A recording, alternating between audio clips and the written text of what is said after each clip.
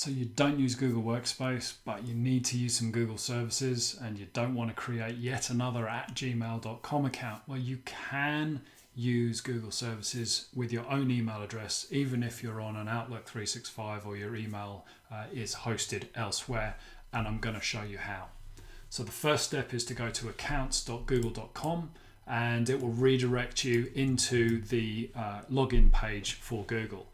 And in the bottom left-hand corner of that box, there's a create account button, and you'll either select for myself or to manage my business. And really it doesn't matter which one you do, but in this case we're going to do one for business.